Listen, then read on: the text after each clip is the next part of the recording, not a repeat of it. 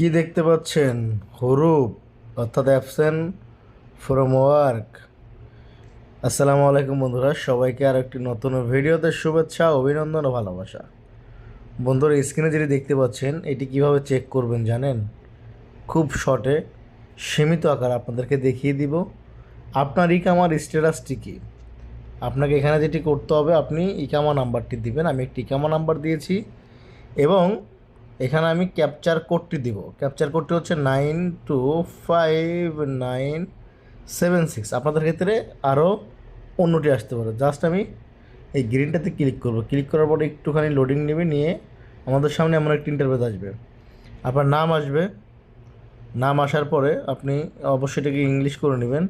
আমি যার ইকামাটি চেক করি তারটি হচ্ছে অ্যাবসেন্ট ফ্রম ওয়ার্ক, অর্থাৎ এই লোকটির হুরুপ হয়েছে। আর এটি নতুন হুরুপ। হুরুপটি কীভাবে হইল? বিষয়টা হচ্ছে কি, হুরুপ দিছে আরও 4 মাস আগে, কিন্তু এই লোকটির কাছে কোনো SMS আসেনি। না আসার কারণেই মূলত পক্ষে এটি অ্যাবসেন্ট ফর ওয়ার্কে চলে আসছে।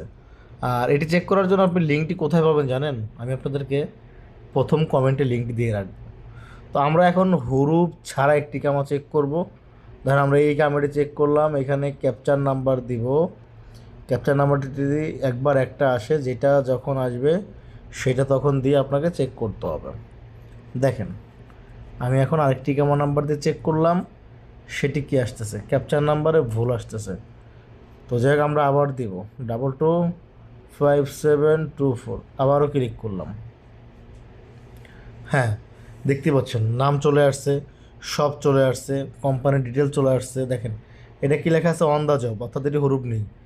এবং কোম্পানির মহাচাচা আপনার মিডিয়াম গ্রিনেও আছে। তো যাই হোক, এটি আপনি চেক করতে পারেন 3টি উপায়ে। যেমন একটি হচ্ছে বর্ডার নাম্বার, আমি আপনাদেরকে জুম করে দেখাই। এখানে একটি বর্ডার নাম্বার দিলাম।